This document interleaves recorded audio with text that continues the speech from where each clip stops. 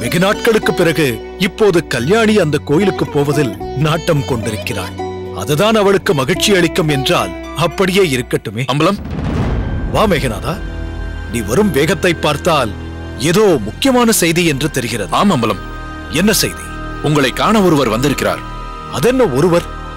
நம்மை பார்க்க ஒருவர் நம் வீட்டிற்கு வந்திருக்கிறார் என்றால் அவர் நமது விருந்தாளிதானே? அதனால் விருந்தாளி வந்திருக்கிறார் என்று சொல். அவர் விருந்தாளியா பகையாளியா என்பது தெரியவில்லையே. விடுகதை போதும் மேகநாதா. வந்திருப்பவர் யார் என்று சொல். கர்னல் அக்னியுவிடமிருந்து வந்திருக்கிறார். யார் அவன்? அவருடைய லெப்டினன்ட் மார்க்.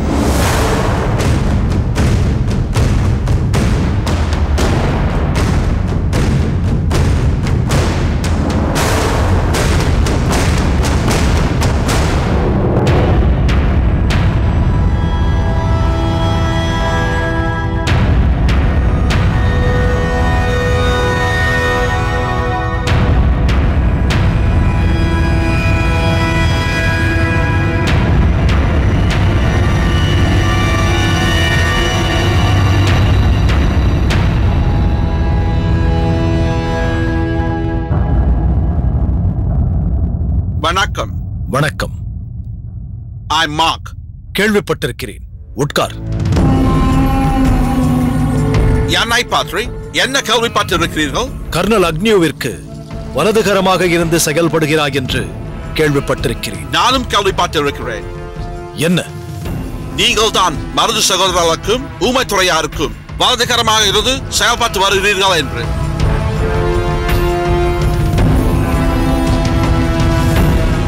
நீ என்னை சந்திப்பதற்காக இங்கு வந்தது ஆச்சரியமாகவும் அதிசயமாகவும் இருக்கிறது. இதில் ஆச்சரியப்படுவதற்கும் அதிசயப்படுவதற்கும் எதுவுமே இல்லையே.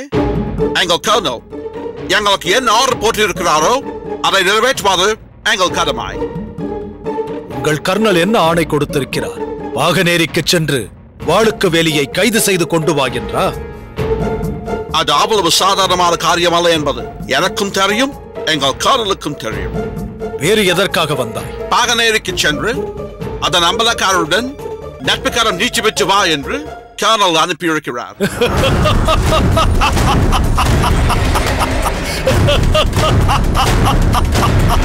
ஏன் சொல்கிறீர்கள்? இப்போது நீ சொன்னாயே, இந்த செய்திதான் எல்லாவற்றையும் விட எனக்கு ஆச்சரியம் அளிக்கிறது. அதனால்தான் என்னையும் மீறி எனக்கு சிரிப்பு வந்துவிட்டது. இதில் சிரிப்பதற்கு என்ன இருக்கிறது? எங்கள் கர்னல் உங்களிடம் நட்பு பாராட்டி நினைப்பது நல்ல விஷயம் தானே? உங்கள் கர்னல் என்னிடம் நட்புக்கரம் நீட்டுவதற்கு பதிலாக மருது சகோதரர்களிடம் நட்புக்கரம் நீட்டியிருந்தால் நாடும் நலமாக இருக்கும். நாட்டில் உள்ள மக்களும் அச்சமின்றி அமைதியாக வாழலாம். எந்த வகையில் மருது சகோதரர்களோடு நட்புக்கரம் நீட்ட சொல்கிறீர்கள்? தாய்நாடான தமிழகத்தை மீட்க போராடுகிறார்கள் மருது சகோதரர்கள். ஆங்கிலேயரின் ஆதிக்கம் தமிழகத்தில் ஏற்படக்கூடாது என்பதற்காகத்தானே அவர்கள் இந்த அளவுக்கு பாடுபடுகிறார்கள். அந்நியர்கள் அடுத்தவர் மண் மீது ஆசைப்படுவதை விட்டுவிட்டு நாடு திரும்பிவிட்டால் ஆங்கிலேயரும் மருது சகோதரர்களும் நண்பர்களாகிவிடப் போகிறார்கள். அவர்கள் நண்பர்களாகிவிட்டால் தமிழகத்தில் உள்ள மக்கள் அனைவருமே அமைதியாக வாழப்போகிறார்கள். ஆங்கிலேயருக்கு தமிழகத்து மக்கள் அனைவருமே நண்பர்களாகிவிடப் போகிறார்கள்.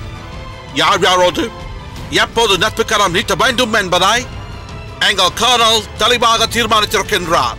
அதற்கான அழைப்பை ஏற்றுத்தான் நான் இங்கு வந்திருக்கிறேன். முக்கியமான சிலரை மட்டும் தான் முதலில் தனது நண்பர்களாக சேர்த்துக் கொள்ள தீர்மானித்திருக்கிறார் எங்கள் கர்னல். யார் அந்த இருவர்? ஒன்று, பாகநேரி நாட்டை பரிபாலிக்கும் அம்பலக்காரரான தாங்கல். இன்னொருவர்? பச்சமங்கலத்தை பரிபாலிக்கும் அதன் அம்பலக்காரரான வல்லத்தாயம்.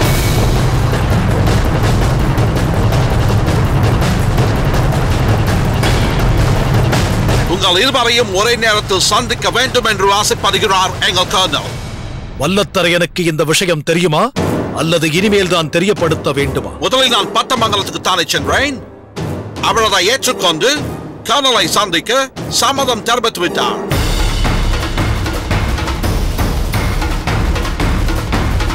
வல்லத்தரையர் போலவே தாங்களும் கர்னலை சந்திக்க சம்மதம் சொல்லிவிட்டால் நான் ஏற்றுக்கொண்ட பணியை இனிதே நிறைவேற்றி விட்டேன் என்று அவரிடம் தெரிவித்து விடுவேன்.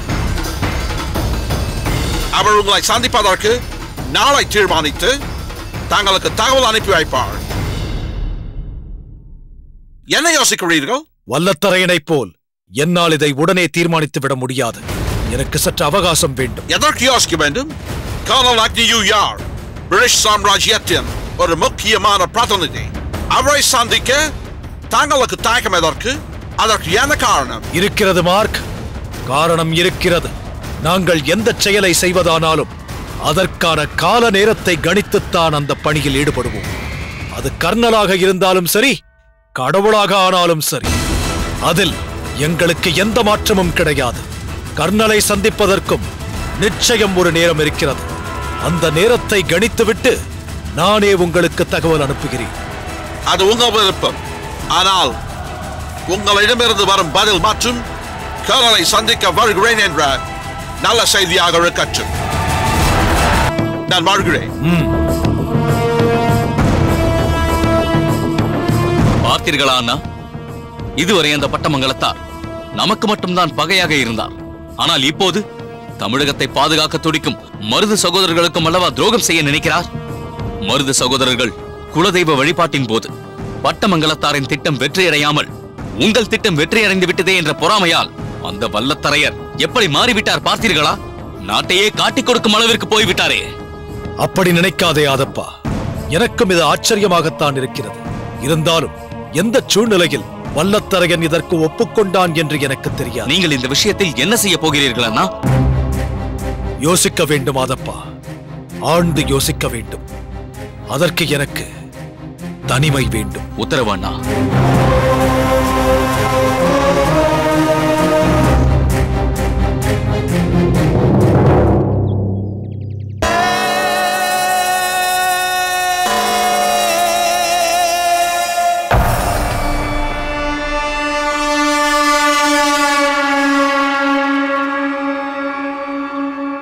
என்ன வல்லத்தரையா, என்ன யோசனையில் இருக்கிறாய்?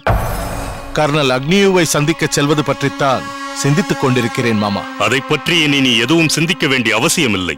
கர்னல் அக்னியூ எப்போது வரச் சொல்கிறாரோ அப்போது சென்று அவரை சந்திக்க வேண்டியதுதான்.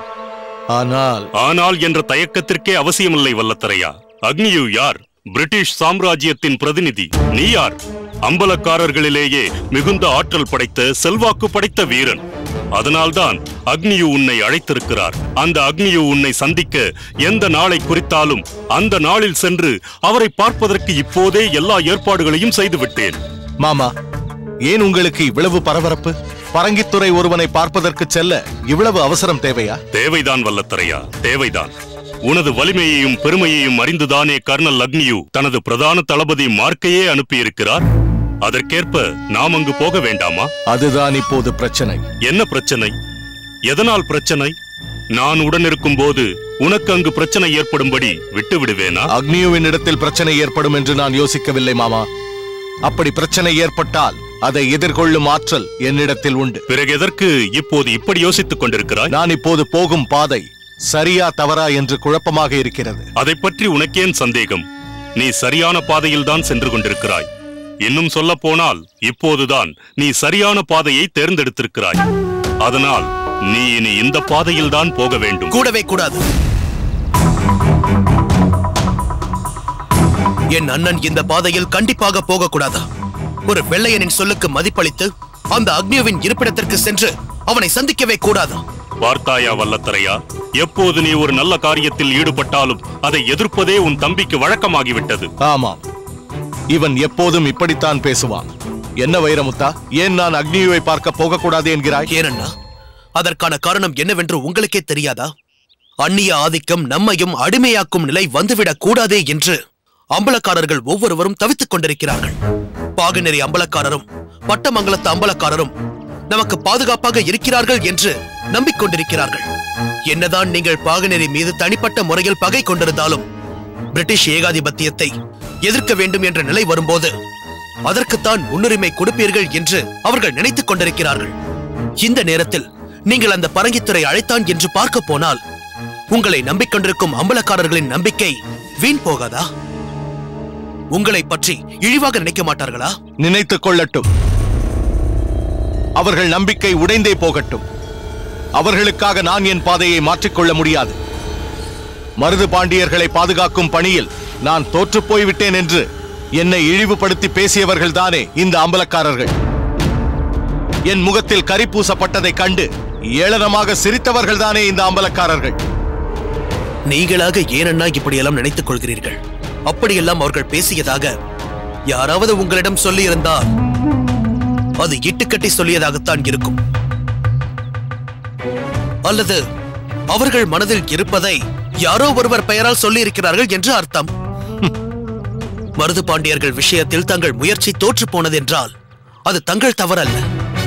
தவறான திட்டத்தை வகுத்து தந்து தங்களுக்கு இத்தகைய நிலையை ஏற்படுத்தி கொடுத்தார்களே, அவர்களது குற்றம். வல்லத்தரையா, இதையெல்லாம் பேசிக் கொண்டிருக்க இதுவா நேரம்? நீ புறப்பட வேண்டிய நேரத்தில் வைரமுத்தனோடு விவாதம் செய்து கொண்டிருப்பது அவசியம்தானா? இப்போதுதான் அதை பற்றி பேச வேண்டும் மாமா. அன்று நடந்த தவறுக்கு யாரோ வகுத்து தந்த திட்டம்தான் காரணம் என்று சொன்னால் அது ஏன் உங்களுக்கு உறுத்துகிறது? வைரமுத்தா, நீ எதற்கு இப்போது மாமாவிடம் வாதம் புரிந்து கொண்டிருக்கிறாய்? அந்த திட்டத்தை யார் வகுத்தார்கள், எப்படி வகுத்தார்கள் என்ற விவாதம் எல்லாம் இப்போது எதற்கு? எதுவானாலும் என் சம்மதத்தோடு தானே நடந்தது. அன்றைய நிகழ்ச்சியின் அவமானம் முழுவதும் எனக்குத்தானே. என்னை சுற்றி என்ன நடக்கிறது என்று புரிந்து கொள்ள முடியாதபடி ஒரு மாயத்திரை அல்லவா போடப்பட்டு விட்டது. என்னை ஒரு வடிகட்டிய முட்டாளாக அல்லவா படம் வரைந்து காட்டிவிட்டார்கள். இதற்கு மேலும் நான் எதற்கு தயங்க வேண்டும்? நான் ஏன் அந்த அக்னியுவின் அழைப்பை ஏற்றுக்கொள்ளக் கூடாது? அப்படி சொல் வல்லத்தரையா. வேண்டாம் அண்ணா, வேண்டாம். தனிப்பட்ட முறையில் தங்களுக்கு ஏற்பட்ட பாதிப்பின் கோபத்தால் நீங்கள் இப்படி செய்தால் ஊமைத்துறையார் தங்களை பற்றி என்ன நினைப்பார்? மருது பாண்டியர்கள் இதை அறிந்தால் எவ்வளவு சங்கடப்படுவார்கள். எப்படியோ யார் மூலமோ மருது சகோதரர்கள் பாதுகாக்கப்பட்டார்கள் என்று நினைத்து அமைதி அடையாமல் இன்னமும் அதையே நினைத்துக் கொண்டு அந்நியரிடம் உறவு பாராட்டலாமா? இதனால் நம் பட்டமங்கலத்தின் புகழுக்கே களங்கம் ஏற்பட்டு விடாதா? வைரமுத்தா, இந்த வல்லத்தரையன் தன் மதிப்பை மட்டுமல்ல, பட்டமங்கலத்தின் மதிப்பையும் ஒருபோதும் குறைத்து விட மாட்டான். எனது நாட்டின் பெருமையில்தான் என் பெருமையும் இருக்கிறது என்பதை நான் ஒருபோதும் மறந்துவிட மாட்டேன். நீ சிறுவன், அதனால்தான் இன்னும் இப்படியெல்லாம் பேசிக் கொண்டிருக்கிறாய். அண்ணா, நீங்கள் தான் அவ்வப்போது என்னிடம் எனக்கு பிறகு அம்பலக்காரனாக இருந்து நாட்டை பரிபாலிக்க வேண்டியவன் நீதான், ஒவ்வொன்றையும் நன்றாக கவனி, எதுவாயினும் என்னிடம் கேள், தவறென்று தோன்றுவதை என்னிடம் சுட்டிக்காட்டி விவாதிக்க சொன்னீர்கள். இப்போது நீ சிறுவன், எதுவும் பேசாதே என்கிறீர்கள். அதற்குரிய காலம் வரும்போது உனக்குரிய கௌரவத்தை நான் நிச்சயம் வழங்குவேன் வைரமுத்தா. ஆனால் இப்போது இந்த விஷயத்தில் எனக்குள்ள குமுறலை உன்னால் புரிந்து கொள்ள முடியாது. அதனால் இதற்கு மேலும் இதை பற்றி விவாதம் செய்து கொண்டிருக்காதே. மாமா, இனி அந்த அக்னியுவை சந்திப்பதில் எனக்கு எந்த தயக்கமும் இல்லை. குறிப்பிட்ட நாளில் புறப்படுவதற்குரிய ஏற்பாடுகளை செய்துவிடுங்கள். ஆகட்டும் வல்லத்தரையா. நில்லுங்கள் மாமா. என் அண்ணனை தங்கள் வலையில் விழச் செய்து விட்டீர்கள் என்ற அலட்சியமா தங்களுக்கு? நீ என்ன சொல்கிறாய் வைரமுத்தா? உன் அண்ணன் என்ன மீனா? அவனை வலை வீசி பிடிப்பதற்கு நான் என்ன மீனவனா? அதில் என்ன சந்தேகம்? பரங்கேன் தரும் சுகபோகங்கள் என்ற தூண்டில் புழுவை காட்டி என் அண்ணனை மாட்டிவிட்டீர்கள். பட்டமங்கலத்தாரே சாய்ந்து விட்டாரே என்று ஒட்டுமொத்த அம்பலக்காரர்களும் வந்து விழுவார்கள். எப்படியோ அம்பலக்காரர்கள் அத்தனை பேரையும் அந்த அக்னியுவின் காலில் விழச் செய்ய வழிவகுத்து விட்டீர்கள். இதென்ன வீண் பழி? நானா உன் அண்ணனை அக்னியுவை பார்க்க வா என்று அழைத்தேன்? அக்னியுவே அனுப்பி மார்க் என்ற அவரது தளபதி வந்து அழைத்தான். உன் அண்ணன் அதை ஏற்றுக்கொண்டான். இதில் என் பங்கு என்ன இருக்கிறது? உன் அண்ணன் மருது பாண்டியர்களை பாதுகாக்கும் விஷயத்தில் தவறு நேர்ந்து விட்டால் அதற்கு நான் தான் காரணம் என்கிறாய். உன் அண்ணன் அக்னியுவை சந்திக்கச் சென்றால் அதற்கும் காரணம் நான் தான் என்கிறாய். ஏன் என் மீது இப்படி வஞ்சம் வைத்துக் கொண்டிருக்கிறாய் வைரமுத்தா? இந்த கேள்வியை நான் அல்லவா உங்களிடம் கேட்க வேண்டும்? யார் மீது கொண்ட வஞ்சத்தை நிறைவேற்றுவதற்காக யாரை பயன்படுத்திக் கொள்கிறீர்கள் என்றல்லவா கேட்க வேண்டும்? இன்று பிரிட்டிஷ் ஏகாதிபத்தியம் எனும் புயல் காற்று நான் எதிலும் பங்கெடுத்துக் கொள்ள மாட்டேன் என்று நினைக்கும் மரங்களையும் அசைத்துக் கொண்டு செல்கிறது. அதில் அடிபட்டு விழுந்த மரங்களின் கனிகளில் எடுத்தவரை லாபம் என்று நீங்கள் புகுந்திருக்கிறீர்கள். நீ எப்படி வேண்டுமானாலும் சொல்லிக்கொள் வைரமுத்தா. என்னை பொறுத்தவரை நான் என்னை காப்பாற்றிக் கொள்ள வேண்டும். அதுதான் என் நோக்கம். அதற்காக அந்த ஏகாதிபத்தியத்தை எதிர்த்து நிற்கும் தமிழர்களின் வாழ்வையே அழிக்க வேண்டுமா? தமிழர்கள் தங்கள் உரிமையை இழக்காமல் வாழ வேண்டும் என்ற எண்ணமே உங்களுக்கு இல்லையா? என்ன வைரமுத்தா, நான் ஏதோ வடநாட்டிலிருந்து வந்தவன் என்பது போல் நினைத்துக் கொண்டு பேசுகிறாய். நானும் தமிழன்தான் என்பதே உனக்கு நினைவில்லையா? நீங்களா தமிழர்? தன்னை சேர்ந்த அனைவரையும் அன்பினால் அரவணைத்து அவர்களை வாழ வைக்க முயல்பவன் தான் தமிழர். வீரம் என்றால் பகைவன் உயிரையும் பறிக்கவும் தயங்க மாட்டேன், காதல் என்றால் என் உயிரை கொடுக்கவும் தயங்க மாட்டேன் என்று வாழ்ந்து காட்டுபவன் தான் தமிழன். உலகத்தில் முதலில் தோன்றிய ஒரே மொழியான தமிழ் அகம் புறம் எனும் இரு நெறிகளை மரபு மாறாமல் கடைபிடித்து இயல் இசை நாடகம் எனும் முத்தமிழால் நிலைநிறுத்திக் கொண்டு அறம் பொருள் இன்பம் வீடு எனும் 4 நிலைகளை உறுதியுடன் ஏற்று எழுத்து சொல் பொருள் யாப்பு அணி என்னும் 5 இலக்கணங்களை வகுத்துக் காட்டி 6 சுவைகளாய் 7 சுரங்களாய் 8 தொகை நூல்களில் 9 எனும் நவரசங்களையும் பெற்றதாய் திகழ்கிறது என்பதை உணர்ந்து யார் அதை போற்றுகிறானோ அவன்தான் தமிழன். பேரறிஞர்கள் வகுத்து தந்த சீர்மிகுந்த கடமை கண்ணியம் கட்டுப்பாடு என்பதை யார் உறுதியுடன் ஏற்று செயல்படுகிறானோ அவன்தான் தமிழன். பிறந்த பிறப்பாலும் பேசும் மொழியாலும் மட்டும் ஒருவர் தமிழனாகிவிட முடியாது. தமிழ் பண்பாட்டை எவன் கடைபிடிக்கிறானோ அவன்தான் உண்மையான தமிழன். அதன்படி பார்த்தால் நீங்கள் உங்களை தமிழன் என்று சொல்லிக் கொள்ளவே தகுதியற்றவர். வைரமுத்தா, எனக்கே பாடம் நடத்துகிறாயா? நாளை அக்னியுவின் ஆட்சியில் உன் அண்ணன் வல்லத்தரையன் உயர்ந்த நிலையை பெற்றால் அதன் பலனை அனுபவிக்கப் போகிறவர்களில் நீயும் ஒருவன் என்பதை மறந்து விடாதே. புலிக்கு வாளாக இருப்பதை விட எலிக்கு தலையாக இருப்பது எவ்வளவோ மேல். வைரமுத்தா, யார் புலி யார் எலி என்பதெல்லாம் எனக்கு அவசியமில்லை. எல்லா புலியும் இந்த உறங்கா புலிக்கு கீழேதான் இருந்தாக வேண்டும். அப்படி இருக்க மறுத்தால் அவர்கள் உறங்கும் புலியாக வேண்டியதுதான்.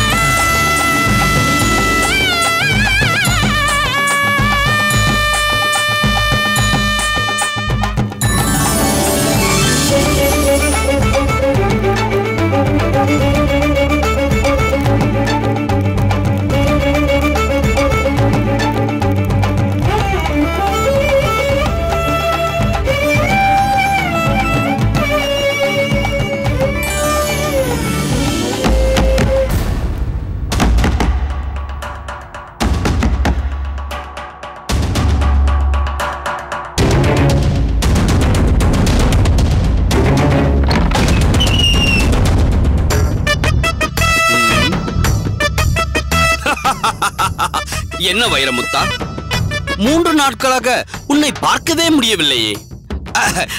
ஒரு நாள் கூட நான் வரவில்லை என்றால் உடனே என் வீட்டிற்கு வந்து வா வா என்று அழைப்பாய். இப்பொழுது என்னவாயிற்று? நகர்ந்து செல். அடே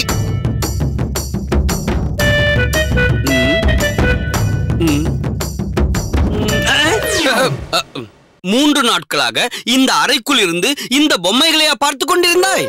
அடே கோமாளி, சிவபூஜையில் கரடி போல் வந்து என் இனிமையான நினைவை கெடுத்து விட்டாயே. நான் கரடியா? நான் கரடியா? இருக்குமடா இருக்கும். இப்பொழுது என்னை பார்த்தால் உனக்கு கரடி போல் தான் தெரியும். அறிவழகா, என்னை தொந்தரவு செய்யாதே. தயவு செய்து இங்கிருந்து போய்விடு. நான் தனிமையில் இருக்க வேண்டும். நான் உனக்கு தொந்தரவா? நாங்கள் உனக்கு தொந்தரவா? நீ மட்டும் தான் தொந்தரவாக இருக்கிறாய். ஏன் சொல்ல மாட்டாய்? நீ இதையும் சொல்வாய், இதற்கு மேலும் சொல்வாய்.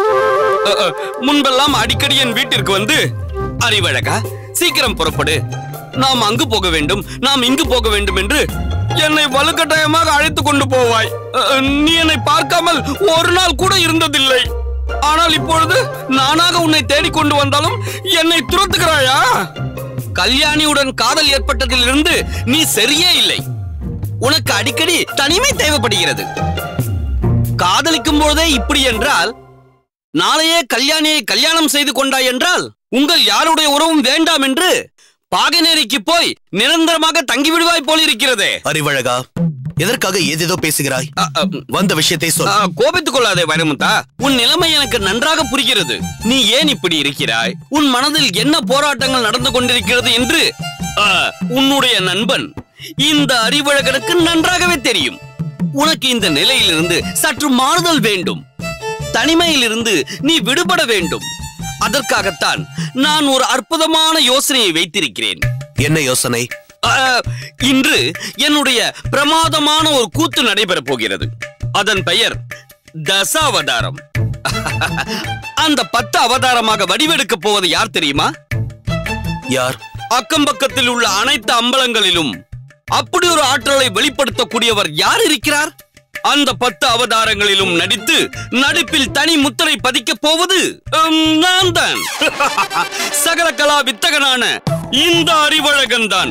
எப்படி? தசாவதாரத்தில் உனக்கு ஒரு அவதாரம் பொருத்தமாக இருக்கும் என்பதில் எனக்கு எல்லளவும் சந்தேகம் இல்லை. எந்த அவதாரத்தில்?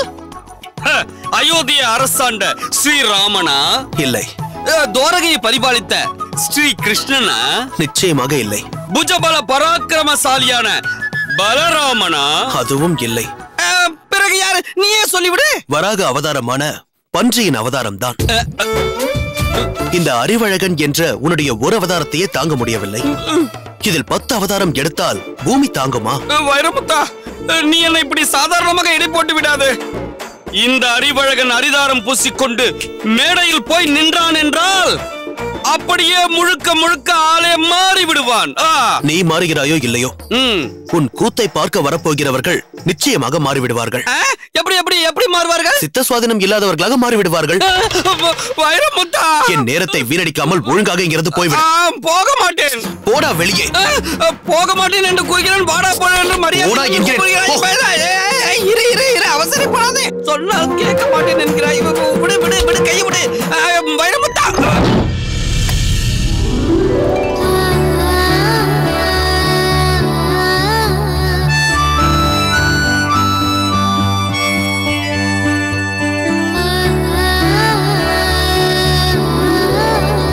திருமணம் தொடரட்டும்.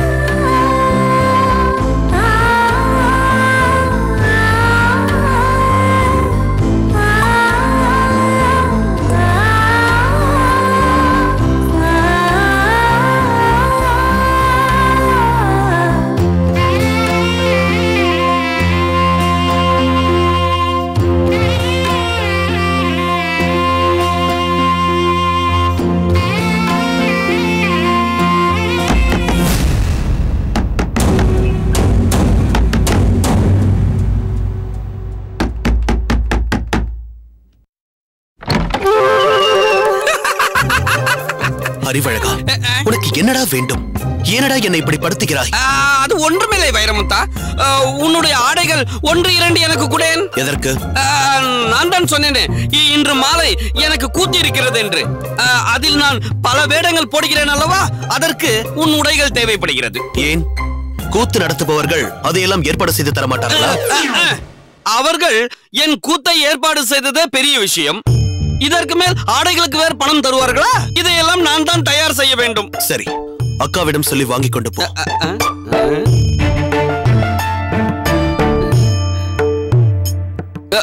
என்னடா தேடுகிறாய்? இல்லை, என்னை இப்படி துரத்துகிறாயே, அதில் தான் சந்தேகமாக இருக்கிறது. என்ன சந்தேகமாக இருக்கிறது? இந்த அறையில் நீ மட்டும்தான் தனியாக இருக்கிறாயா, இல்லை பாகநேரி அம்பலக்காரரின் தங்கை கல்யாணி உடன் இருக்கிறாளா என்று. உனக்கு என்ன பைத்தியமா? கல்யாணி எப்படி இங்கு வர முடியும்? நீ என்ன சாதாரண ஆளா? ஜெகஜால கில்லாடி ஆயிற்றே. நீ எப்பொழுது என்ன செய்வாய் என்று யாரால் சொல்ல முடியும்? நம் அம்பலத்தில் இருந்து ஒரு பணிப்பெண்ணை பாகநேரிக்கு அழைத்து சென்று கல்யாணியின் அறையில் விட்டுவிட்டு கல்யாணியை அங்கிருந்து தூக்கி கொண்டு வந்திருந்தாலும் வந்திருப்பாய். எனக்கு நம்பிக்கை இல்லை, நான் உள்ளே வந்து பார்க்க வேண்டும்.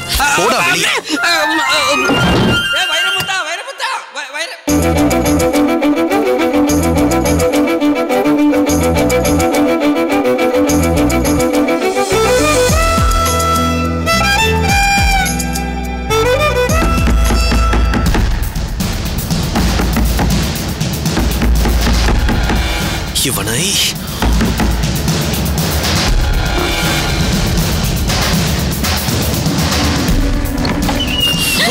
வைரமுத்தா,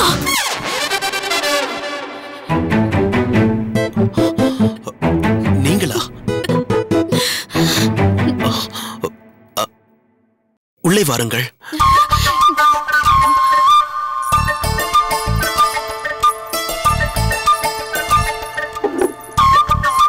வைரமுத்தா, உனக்கு என்னதான் ஆயிற்று? எதற்கடா என்னை கட்டையால் அடிக்க வருகிறாய்? உன் அரைக்கதவை தட்டியது அவ்வளவு பெரிய தவறா? அது அந்த அறிவு கெட்ட அறிவழகன் இங்கு வந்து எனக்கு தொந்தரவு கொடுத்துக் கொண்டிருந்தான். மீண்டும் அவன்தான் வந்து விட்டானோ என்று நினைத்து கட்டையை எடுத்து அடிக்க வந்தாயோ? நல்ல வேளை, நான் சற்று அஜாக்கிரதையாக இருந்து சத்தம் போடாமல் இருந்திருந்தால் இந்நேரம் என் மண்டை சுக்கு நூறாக உடைந்திருக்கும். சரி, அதை விடுங்கள் அக்கா. நீங்கள் வந்த விஷயத்தை சொல்லுங்கள். இந்த 4 சுவற்றுக்குள்ளேயே அடைப்பட்டு கிடந்து அப்படி என்னடா செய்கிறாய்? என்ன இது? வருபவர்கள் எல்லோரும் இதையே கேட்டால் எப்படி? ஒரு மனிதன் தனியாக இருப்பது அவ்வளவு பெரிய தவறா என்ன? எனக்கு வெளியில் எங்கும் செல்ல விருப்பமில்லை. அதனால்தான் இந்த 4 சுவற்றுக்குள் அமர்ந்து தனிமையில் என் பொழுதை கழித்துக் கொண்டிருக்கிறேன். அதுதான் ஏன் என்கிறேன். யாருடனும் பேசாமல் எப்படியடா உன்னால் இந்த அறைக்குள் இருக்க முடிகிறது? இல்லையே, நான் பேசிக்கொண்டுதான் இருக்கிறேன். யாரோடு? அறையில் இருக்கும் சுவர்களோடு, இரவில் தெரியும் நட்சத்திரங்களோடு நான் பேசிக்கொண்டுதான் இருக்கிறேன். இப்படி சுவற்றோடும் நட்சத்திரங்களோடும் பேசிக் கொண்டிருந்தால் பார்ப்பவர்கள் என்ன நினைப்பார்கள்? இப்படி நீ இருந்து இதுவரை நான் பார்த்ததே இல்லையே. எப்பொழுதும் வீட்டிலேயே தங்க மாட்டாய். காளையை அடக்கப் போகிறேன், சடுகுடு ஆடப் போகிறேன் என்று எங்கேனும் சென்று கொண்டே இருப்பாய். இப்பொழுது அதையெல்லாம் விட்டுவிட்டு எப்படியடா இந்த அறைக்குள்ளேயே அடைந்து கிடக்கிறாய்? எதுவுமே பிடிக்கவில்லை அக்கா. சரி, உனக்கு என்னதான் பிடிக்கும், அதையாவது சொல். ஆமாம், சொன்னால் அழைத்துக் கொண்டு வந்து விடவா போகிறீர்கள்? என்னது, அழைத்துக் கொண்டு வருவதா? யாரை அழைத்து வர வேண்டும்? என்னை கேள்வி கேட்டு வாட்டாதீர்கள். நான் தனிமையில் இருக்க வேண்டும். சரி சரி, நான் எதையும் கேட்கவில்லை. ஆனால் அதற்காக நீயும் இவ்வாறு தனிமையில் இருக்க வேண்டாம். வா, கோவிலுக்கு போய்விட்டு வரலாம். என்ன, கோயிலுக்கா? நான் வரவில்லை. வைரமுத்தா, சொல்வதை கேள். இப்படி ஒரே இடத்தில் முடங்கி கிடக்காதே. கோவிலுக்கு வா, அங்குள்ள அம்மனை தரிசனம் செய். கோவிலுக்கு வருபவர்களிடம் 4 வார்த்தை பேசு. அப்பொழுதுதான் உன் மனதிற்கு அமைதி ஏற்படும். தெய்வத்தை பார்த்தால் உன் மனமும் குளிரும். அந்த தெய்வத்தை பார்த்தெல்லாம் என் மனம் குளிராது. வேறு? என் தெய்வத்தை பார்த்தால்தான் என் மனம் குளிரும். உன் தெய்வமா? அது எங்கே இருக்கிறது? பாகநேரியில். என்ன, பாகநேரியா? ஆமாம், பாகநேரி தான். வருகிறேன். அக்கா, விஷயம் என்னவென்றால், என்னை தடுக்காதே, நான் உண்மையை சொல்லியே தீருவேன். அக்கா, நாங்கள் பாகநேரி சென்றிருந்தோம் அல்லவா?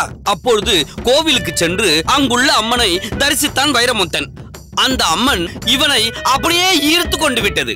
அதனால் தான் அந்த பாகநேரி அம்மனை தரிசித்தால் சரியாகிவிடும் என்று கூறுகிறான். அப்படித்தானே வைரமுத்தா?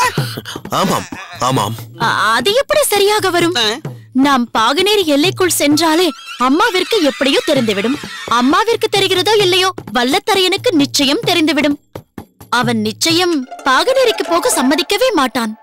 பாகனேரியை அவன் அவனுடைய ஜென்ம பகையாக அல்லவா கருதிக் கொண்டிருக்கிறான். ஆமாம், எப்போதும் இதையே சொல்லிக் கொண்டிருங்கள். தமிழகத்தையே தன் ஆளுமைக்கு கீழ் கொண்டு வர துடிக்கும் அந்த பரங்கியரோடு பழகினாலும் அது தவறல்ல. ஆனால் பாகநெறிக்காரர்களோடு பழகினால் மட்டும் மிகப்பெரிய தவறாக தெரிகிறது அண்ணனுக்கு. அதற்கு நான் என்னப்பா செய்ய முடியும்?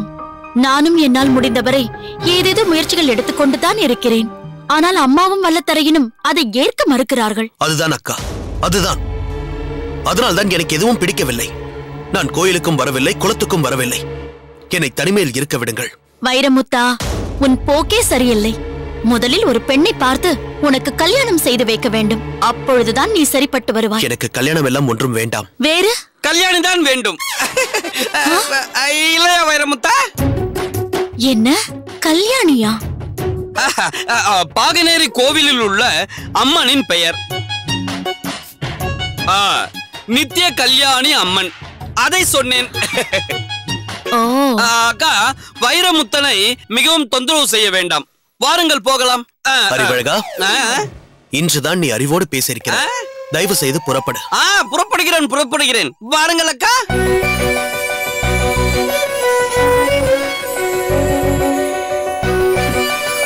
அப்பாடா,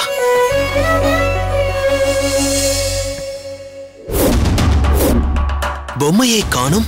இதோ இங்கிருக்கிறது. இதை வைத்துக் கொண்டுதானே கனவு கண்டாய். இனிமேல் எப்படி கனவு காண்கிறாய் என்று நான் பார்க்கிறேன். இப்பொழுது நான் எடுத்துக்கொண்டு செல்கிறேன்.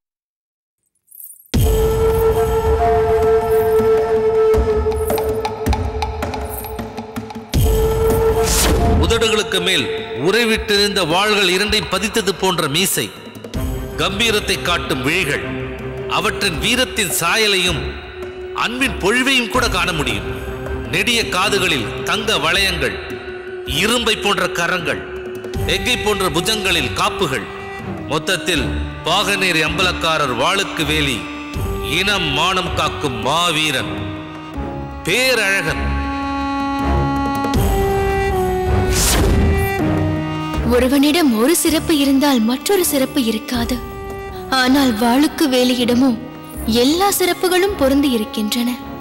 அவரை நான் எப்படியாவது நேரில் பார்த்தாக வேண்டும்.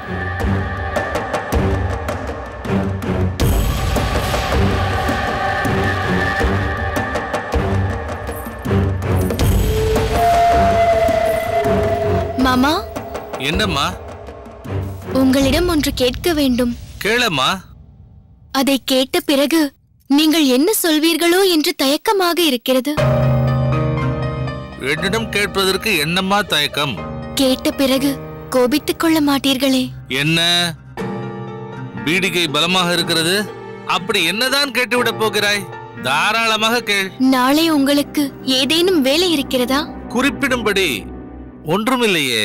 அப்படியானால் நாளை நாம் பாகநேரிக்கு போகலாமா? என்னை அங்கு அழைத்துச் செல்கிறீர்களா? பாகநேரிக்கா? அங்கு இப்பொழுது நமக்கு ஒரு வேலையும் இல்லையே. பாகநேரிக்கு எதற்காக போக வேண்டும்? பாகநேரி அம்பலக்காரர் வாளுக்கு வேலையைத்தான் பார்க்க வேண்டும். இதென்ன அதிசயம்? நீ ஏன் அவரை பார்க்க வேண்டும்? நன்றி சொல்வதற்கு. எதற்கு? வெள்ளூர் நிகழ்ச்சியை அந்த கர்னல் அக்னியுவிற்கு பயந்து கொண்டு அங்குள்ள கோயில் நிர்வாகிகள் நிறுத்திவிட்டார்கள் என்று தெரிந்த உடனே அவர் அதில் குறுக்கிட்டு அங்கு நம் நிகழ்ச்சியை நடத்தியாக வேண்டும் என்று ஏற்பாடு செய்து தந்தார் அல்லவா? ஆமாம். அது நடக்கவில்லை என்று அவருக்கு தெரிந்திருந்தாலும் அதற்காக அவர் சங்கடப்பட மாட்டார் என்று தாங்கள் சொன்னாலும் அந்த நிகழ்ச்சி தடைபடக்கூடாது என்பதற்கான முயற்சியில் அவர் ஈடுபட்டது உண்மைதானே? அதற்கு நாம் நன்றி செலுத்த வேண்டாமா? அவர் ஏற்பாடு செய்த நிகழ்ச்சியை நாம் ஏற்க மறுத்துவிட்டோமே மாமா. அதற்காக அவரிடம் மன்னிப்பு கேட்க வேண்டாமா? அவருக்கு இருக்கும் உயர்ந்த பண்பில் சிறிதளவாவது நமக்கு இருக்க வேண்டாமா? வடிவு, நீ பேசுவதை கேட்கும் போது எனக்கு வியப்பாக இருக்கிறது. அதெல்லாம் நடந்து முடிந்த கதை. இப்போது சென்று அதற்காக நன்றி சொல்ல வேண்டிய அவசியம் இல்லை. மன்னிப்பு கேட்க வேண்டிய கட்டாயமும் இல்லை. அப்படியே நாம் மன்னிப்பு கேட்டாலும் பாகநேரி அம்பலக்காரர் வாளுக்கு வேலியார் அதை நிச்சயம் ஏற்றுக்கொள்ள மாட்டார். இதற்காக நீங்கள் இங்கு வர வேண்டுமா என்று நம்மீதுதான் வருத்தப்படுவார். பார்த்தீர்களா, அவரை பற்றி எவ்வளவு உயர்வாக சொல்கிறீர்கள். அது மட்டும் அல்லாமல் அன்று அவரை பற்றிய பல அரிய செய்திகளை சொன்னீர்கள் அல்லவா? அதை கேட்டதிலிருந்து ஒரு முறையாவது நேரில் பார்த்துவிட வேண்டும் என்ற எண்ணம் எனக்கு ஏற்பட்டது. அதனால்தான் பாகனேரிக்கு போக வேண்டும் என்று உங்களிடம் கேட்டுக்கொண்டிருக்கிறேன். அதாவது அவரது பெருமைகளை நான் சொன்னதை கேட்டு அவரிடம் ஏற்பட்ட மதிப்பை விட அவரது கம்பீரமான தோற்றத்தை பற்றி, ஒரு மன்னரை போல் காட்சி தரும் அவரது அழகை பற்றி நான் வர்ணனையாக சொன்னது உன் மனதில் ஆழ பதிந்து விட்டது என்று சொல். மாமா, நான் தவறில்லை வடிவு. பாகனேரி அம்பலக்காரரை பற்றி நான் சொன்னதெல்லாம் உண்மைதானா என்பதை நேரில் பார்த்து தெரிந்து கொள்ள ஆசைப்படுகிறாய், அவ்வளவுதானே? ஆமாம் மாமா. பாகனேரியார் நமக்காக செய்ய முன்வந்த நல்ல காரியத்துக்காக அவருக்கு நன்றி சொல்ல வேண்டும் என நினைத்தேன், அவ்வளவுதான். அத்தோடு அவர் நாட்டுக்காக எப்படியெல்லாம் பாடுபடுகிறார் என்பதையும், நமக்கு தீங்கு செய்ய நினைக்கும் அக்னியுவை எந்த அளவிற்கு வீரத்தோடு எதிர்த்து நிற்கிறார் என்பதை பற்றியெல்லாம் சொன்னீர்கள் அல்லவா? ஆமாம். அதையெல்லாம் கேட்க கேட்க என் உடம்பில் நாட்டுப்பற்று என்ற புத்துணர்ச்சி பாய்ந்தது போல் இருந்தது. அதை பற்றி சிந்திக்க சிந்திக்க நாமும் இந்த நாட்டை காக்க சுதந்திர போராட்டத்தில் பங்கு கொண்டு தோளோடு தோள் இணைந்து பாடுபட வேண்டும் என்ற எண்ணம் எனக்குள் ஏற்பட்டு விட்டது. யாருடைய தோளோடு? வாளுக்கு வேலியின் தோளோடா? தமிழர்களின் விடுதலை போராட்டத்தில் முக்கிய பங்கு வகிப்பவர்களில் அவரும் ஒருவராயிற்றே, அதனால் சொன்னேன். ஆம் மாமா, பாகனேரி அம்பலக்காரரை சந்தித்து நானும் உங்கள் விடுதலை போரில் பங்கு கொள்ள முன்வருகிறேன் என்று சொல்ல விரும்புகிறேன். அதற்காகத்தான் பாகனேரிக்கு அழைத்துச் செல்லுங்கள் என்று சொல்கிறேன். உனக்கு திடீரென்று இவ்வளவு நாட்டுப்பற்று வந்துவிட்டதை நினைத்து நானும் பெருமைப்படுகிறேன். நாட்டின் மீது ஏற்பட்டிருக்கும் பற்றின் காரணமாகத்தான் பாகனேரி அம்பலக்காரரை சந்திக்க வேண்டும் என்று விரும்புகிறாய் என்பதை புரிந்து கொண்டேன். ஆனால் என்ன மாமா ஆனால் என்கிறீர்கள்? அப்படி சொன்னாலே ஏதோ தடை போடுகிறீர்கள் என்றுதானே பொருள். பாகனேரி அம்பலக்காரர் நாம் சென்று பார்ப்பதை விரும்ப மாட்டாரா? நம்மை வரவேற்க மாட்டாரா? அப்படியெல்லாம் ஒன்றுமில்லை. பாகனேரி அம்பலக்காரர் வாளுக்கு வேலி அன்பின் இருப்பிடம், பண்பின் உறைவிடம். அவர் மனதில் நேர்மை, வாக்கில் வாய்மை, செயலில் தூய்மை என்று அனைத்திலும் சிறந்து விளங்குபவர். நம்மை நாடி வருகிறவர் எவராயினும் அவர்களை மனதாக வரவேற்று உபசரித்து அவர்கள் புறப்படும் பொழுது வாசல் வரை வந்து வழி அனுப்பும் நற்குணம் கொண்டவர். பிறகு என்ன மாமா, நாம் சென்று அவரை ஒருமுறை பார்த்துவிட்டு வரலாமே? நாம் அவரை பார்க்க போகும்போது நம்மை பார்ப்பதற்கு அவர் அங்கு இருப்பாரா என்று தெரிய வேண்டுமே. பல ஊர்களை பரிபாலிக்கும் அம்பலக்காரர் அல்லவா அவர். எந்த ஊரில் என்ன பிரச்சனை என்றாலும் நேரில் சென்று தீர்த்து வைக்கும் பொறுப்பில் உள்ளவர் அல்லவா அவர். பல வேலைகள் உள்ள அவரை நினைத்த உடனே சென்று பார்த்து விட முடியுமா? இப்போது நீங்கள் என்னதான் சொல்கிறீர்கள்? இந்த விஷயத்தில் நீ இவ்வளவு அவசரப்படக்கூடாது என்கிறேன். மொத்தத்தில் அவரது சூழ்நிலையை தெரிந்து கொள்ளாமல் அங்கு போவது சரியில்லை என்கிறேன். அப்படி சொல்லுங்கள் மாமா.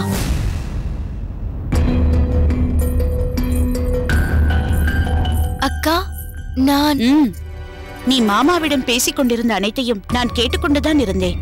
நேற்று முதலே உன் பேச்சில் வாளுக்கு வேலி என்ற ஒரு பெயர்தான் மீண்டும் மீண்டும் ஒலித்துக் கொண்டிருந்தது என்பதையும் நான் கவனித்துக் கொண்டுதான் இருக்கிறேன். இதில் என்னக்கா தவறிருக்கிறது? நான் மட்டும்தானே அவரை பற்றி பேசிக் கொண்டிருக்கிறேன். ஊரில் உள்ள எல்லோரும் தான் அவரை பற்றி பேசிக் கொண்டிருக்கிறார்கள். நீ சொல்வது போல் எல்லோரும் பேசுவதாகவே இருக்கட்டும். ஆனால் அவர்கள் அத்தனை பேரும் பாகனேரி அம்பலக்காரர் வாளுக்கு வேலியை பார்த்தே தீர வேண்டும் என்று ஆசைப்படவில்லையே. நான் பாகனேரி அம்பலக்காரரை பார்க்க நினைப்பது நமக்காக அவர் செய்த உதவிக்கு நன்றி சொல்வதற்கு. நாம் அந்த உதவியை ஏற்காததால் அவர் மனதில் ஏதேனும் சங்கடம் ஏற்பட்டிருந்தால் அதை மாற்றுவதற்கு. அவர் மனதில் மாற்றம் ஏற்படுவதற்கு முன் உன் மனதில் மாற்றம் ஏற்பட்டு விட்டது போலிருக்கிறதே. ஆமாம் அக்கா, மாற்றம்தான் ஏற்பட்டிருக்கிறது. நம் வாழ்வாதாரத்திற்கு பணம் எவ்வளவு முக்கியம் என்பதை உனக்கு புரிய வைக்க முயற்சி செய்கிறேன். நமது கலைத்திறனை இங்குதான் வெளிப்படுத்த வேண்டும் என்ற எல்லை கூட தேவையில்லை. கலையை எங்கும் வெளிப்படுத்தலாம், அது எல்லோருக்கும் பொதுவானது என்று உனக்கு உணர வைக்க நினைத்தேன். எதை சொல்லியும் உன்னை மாற்ற முடியவில்லை, நீயும் மாறுவதாக தெரியவில்லை. அதனால்தான் நானே மாறிவிட்டேன். நாட்டுப்பற்று என்ற உயர்ந்த நோக்கை பற்றிக் கொண்டேன். நாட்டுக்காக பாடுபடும் நல்லவரான பாகனேரி அம்பலக்காரர் வாளுக்கு வேலியோடு இணைந்து கொள்ள, அதாவது அவர் நடத்தும் போராட்டத்தில் இணைந்து கொள்ள தீர்மானித்து விட்டேன். அடடடடடா, என் தங்கையின் மனதில் இப்படி ஒரு நாட்டுப்பற்று திடீரென ஊன்றப்பட்டு உடனே அது விருட்சமாக வளர்ந்து உயர்ந்து நிற்பதை பார்க்கும்போது என் உடல் சிலிர்க்கிறது, உள்ளமெல்லாம் பரவசம் அடைகிறது. ஆனால் அதற்காக நீ பாகனேரி அம்பலக்காரரை பார்க்க வேண்டும் என்பதில்லையே. பிறகு வடிவு, உண்மையிலேயே நீ நாட்டுப்பற்றோடு விடுதலை போராட்டத்தில் பங்கு கொள்ள வேண்டும் என்பதற்காகத்தான் அந்த ஒருவரை நீ பார்க்க வேண்டும் என்று நினைக்கிறாய் என்றால், தன் அண்ணன் வீரபாண்டிய கட்டபொம்மனையும் தங்கள் வீரபூமியான பாஞ்சாலங்குறிச்சியையும் இழந்த பிறகும் நாட்டை காக்க பாடுபடுவேன் என்று காட்டில் மறைந்து வாழ்ந்தபடி தனது போராட்டத்தை தொடர்ந்து கொண்டிருக்கிறாரே ஊமை துரையார், நீ அவரை போய் பார்க்க வேண்டும். காளையார் கோட்டையை தங்கள் காவல் நகரமாக கொண்டு சிவகங்கை சீமையை தங்கள் இரத்தத்தால் சிவந்த கங்கையாக மாற்றிக் கொண்டிருக்கிறார்களே மருது பாண்டியர்கள், அவர்களைத்தான் நீ போய் சந்திக்க வேண்டும். அம்மா சுந்தரி, உன்னுடைய மனதில் எத்தகைய தேசபக்தி நிறைந்திருக்கிறது. தியாக வீரர்களை நீ எப்படி போற்றி துதிக்கிறாய் என்பது எனக்கே இப்பொழுதுதான் புரிகிறது.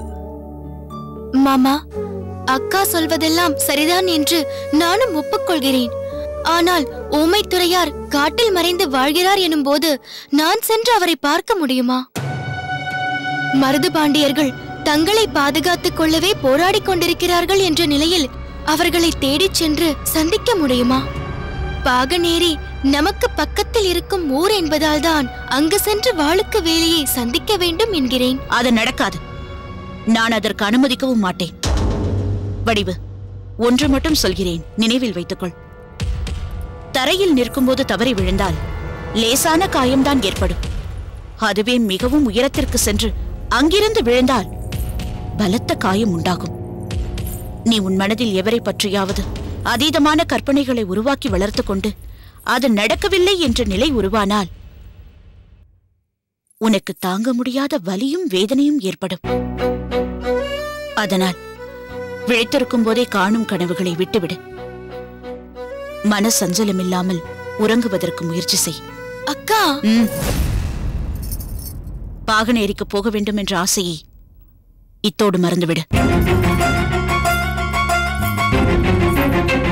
என்ன மாமா இது? அக்கா இப்படி பேசிவிட்டு போகிறார். நான் என்னவா செய்ய முடியும்? உன் அக்காவை மீறி என்னால் ஒன்றும் செய்ய முடியாது.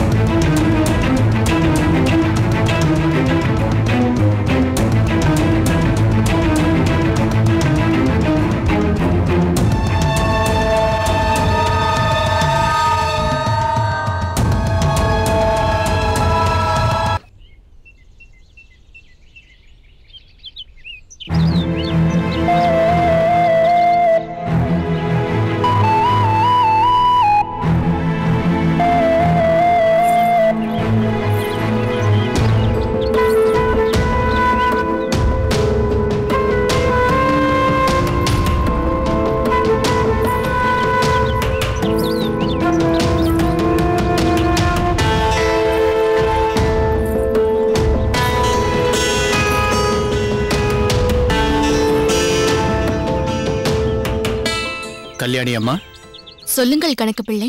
நேரமாகிவிட்டதே. அதனால் என்ன? புறப்பட வேண்டாமா? அதற்கென்ன, சற்று நேரம் கழித்து போகலாம். அதற்கில்லை. வேறென்ன? குறிப்பிட்ட நேரத்திற்குள் உங்களை அழைத்துக் கொண்டு போகாவிட்டால் பெரியம்பலமும் சின்னம்பலமும் மிகவும் பதட்டப்படுவார்கள். உங்களை ஏன் சீக்கிரம் அழைத்து வரவில்லை என்று என் மீது கோபித்துக் கொள்வார்கள். என்ன இது? கோயிலுக்கு வந்து கூட சிறிது நேரம் ஓய்வாக இருக்க விடமாட்டேன் என்கிறீர்களே, அப்படி இப்போது என்ன நடந்துவிட்டது? என்னம்மா, ஏதும் தெரியாதது போல் பேசுகிறீர்கள்? ஆங்கிலேயர்களின் ஆதிக்க வரியால் ஏற்பட்டிருக்கும் சூழலில் பெண்களுக்கு பாதுகாப்பு இல்லை. பட்டமக்களத்தார்கள் கொண்டிருக்கும் பகை எந்த நேரத்தில் எந்த ரூபத்தில் எப்படி யாரை பாதிக்கும் என்று சொல்ல முடியாது. அதனால்தான் பெரிய அம்பலமும் சின்ன அம்பலமும் உங்கள் விஷயத்தில் மிகவும் எச்சரிக்கையாக இருக்க வேண்டும் என்று எண்ணுகிறார்கள். உங்களை எங்கும் தனியே அனுப்பக்கூடாது என்று நினைக்கிறார்கள். இல்லாவிட்டால் உங்களுக்கு துணையாக என்னை அனுப்புவார்களா? நீங்கள் சொல்வதெல்லாம் சரிதான். இருந்தாலும் இவ்வளவு தூரம் வந்துவிட்டோம். இங்கு சந்திக்க வேண்டிய ஒருவரை சந்தித்து சிறிது நேரம் கூட பேசாவிட்டால் எப்படி? அவர் எப்படியும் வந்து விடுவார். அவர் வந்தவுடன் சிறிது நேரம் உரையாடிவிட்டு வந்து விடுகிறேன். அதுவரை எனக்காக சற்று பொறுத்து கொள்ள மாட்டீர்களா? இவ்வளவு ஆர்வமாக இருக்கிறீர்களே, அந்த அளவிற்கு முக்கியமானவர் அவர்? ஆமாம். யார் அவர்? வீரம்மா அக்காள். என்ன, வீரம்மாளா? ஆமாம். இப்போது மிகுந்த அன்போடு குறிப்பிட்டீர்களே பட்டமங்கலம், அதன் நம்பலக்காரருக்கு அக்காள். வீரம்மாள் வரக்கூடும் என்று எதிர்பார்க்கிறீர்களா? ஆனால் ஆனா ஆவனா என்பதெல்லாம் இல்லை. அதோ அவரே வந்துவிட்டார் பாருங்கள்.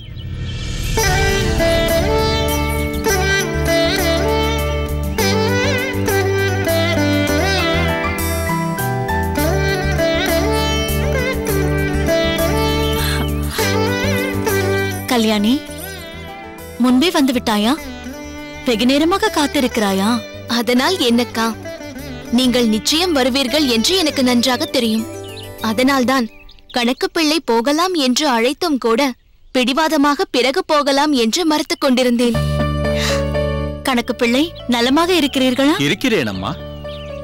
உங்கள் மனைவியாருக்கு அடிக்கடி உடல் நலமில்லாமல் போய்விடுமே, இப்பொழுது எப்படி இருக்கிறார்கள்? என்னவோமா, அவளுடைய ஜாதக நிலை அப்படி இருக்கிறது. அவளது உடலில் ஏதாவது ஒரு பிரச்சனை இருந்து கொண்டேதான் இருக்கிறது. அப்படியெல்லாம் சொல்லாதீர்கள். அவர்கள் எவ்வளவு அன்பானவர்கள் என்பது எனக்கு தெரியும். உங்கள் மகள் நந்தினி எப்படி இருக்கிறாள்? புகுந்த வீட்டில் நலமாக வாழ்கிறாளா? நலமாக இருக்கிறாள் அம்மா. எனக்கு மிகவும் ஆச்சரியமாக இருக்கிறது. இவ்வளவு வருடமாகியும் நீங்கள் இப்போதும் என் மகள் பெயரை கூட மறக்காமல் அவளை பற்றியும் என் மனைவியை பற்றியும் இவ்வளவு நினைவு வைத்துக் கொண்டு விசாரிக்கிறீர்களே. கணக்கு பிள்ளை, பாகநேரிக்கும் பட்டமங்கலத்துக்கும் பகை ஏற்படுவதற்கு முன்னால் நான் பாகநேரிக்கு அடிக்கடி வந்திருக்கிறேன் அல்லவா? அப்போது உங்கள் மனைவியாரோடு மிகவும் நெருக்கமாக பழகியிருக்கிறேனே. நந்தினி அப்பொழுது சிறு பெண். அதையெல்லாம் அவ்வளவு எளிதில் மறந்துவிட முடியுமா என்ன? கணக்கு பிள்ளை, இது என்ன அநியாயம்? அநியாயமா? என்னம்மா சொல்கிறீர்கள்? ஆமாம், நான் அக்கா வருவார்கள், அவர்களோடு பேச வேண்டும் என்று காத்துக் கொண்டிருந்தால் நான் ஒருத்தி இங்கே நிற்பதையே மறந்துவிட்டு உங்களுக்குள் பழைய கதைகளை எல்லாம் பேசிக் கொண்டிருந்தால் எப்படி? கோபித்துக் கொள்ள வேண்டாம் அம்மா. நீங்கள் உங்கள் அக்காவிடம் பேசிக் கொண்டிருங்கள். நான் மீண்டும் ஒருமுறை பிரகாரத்தை வலம் வந்துவிட்டு வருகிறேன். கல்யாணி, நானும் உன்னோடு நிறைய பேச வேண்டும். வா.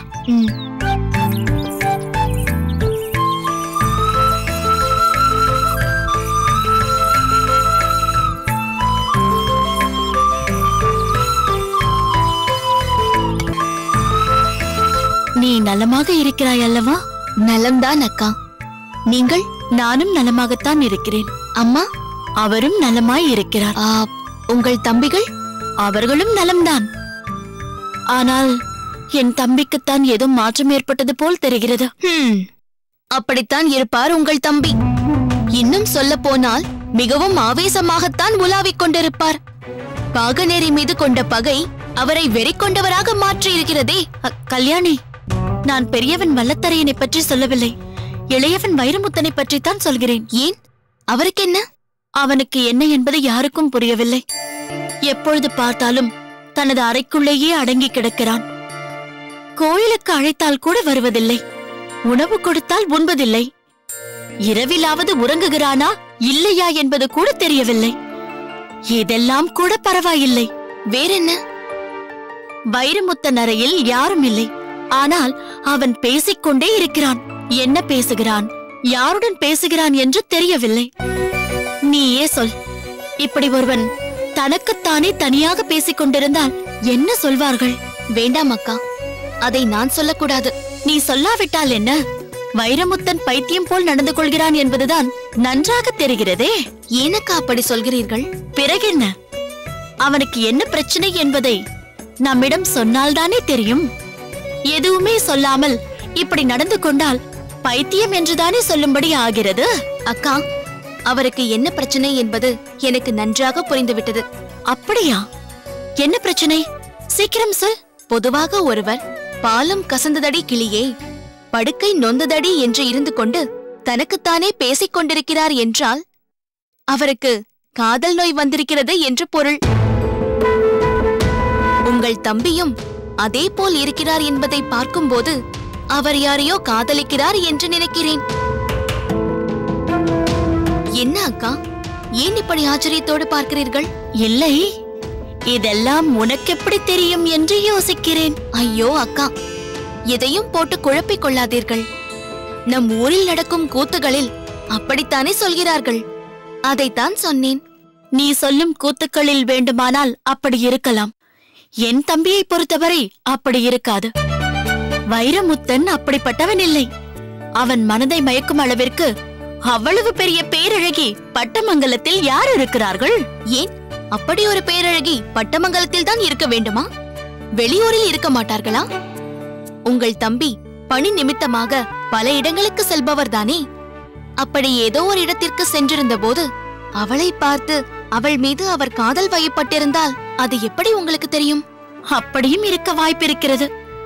சரி, அது போகட்டும். நாம் நம் விஷயத்தை பற்றி பேசுவோம். ஆமாம், அம்மா உன்னோடு வரவில்லையா? இல்லை. ஏன்? என் அண்ணன்கள் இருவரும் இல்லத்திலேயே இருந்து விட்டால் அவர்களுக்கு வேண்டிய எல்லாவற்றையும் தன் கரத்தாலேயே செய்ய வேண்டும் என்று நினைப்பார்கள். ஏனென்றால் அண்ணன்கள் இருவரும் அவர்களது வேலை விஷயமாக அடிக்கடி வெளியே சென்று விடுவார்கள். அண்ணன்கள் வீட்டில் இருக்கும் போது அம்மா வெளியில் எங்கும் போக மாட்டார்கள். அதிருக்கட்டும், உங்கள் தம்பி காதல் வயப்படக்கூடியவர் அல்ல என்கிறீர்களே. ஒருவேளை அவரது காதல் தனக்கு மூத்தவர்களை பார்த்து ஏற்பட்டிருக்கலாம் அல்லவா? ஏனென்றால் முன்னேர் சென்ற பாதையில்தான் பின்னேர் செல்லும் என்று சொல்வார்கள். அப்படியும் அது ஏற்பட்டிருக்கலாம் அல்லவா? இல்லை இல்லை, வல்லத்தரையனை பற்றி அப்படி நினைக்காதே. அவன் தனக்கு திருமணமே வேண்டாம் என்று நினைப்பவன். எந்த பெண்ணையும் ஏறெடுத்து பார்க்காதவன். நான் அவரை பற்றி சொல்லவில்லை, உங்களைத்தான் சொன்னேன். நீங்கள் உரங்கா புலியாரை விரும்பி காதலித்து திருமணம் செய்து கொண்டீர்கள் என்றல்லவா சொன்னார்கள்? யார் அப்படி சொன்னது? அது எதிர்பாராமல் நடந்துவிட்ட ஒரு நிகழ்ச்சி.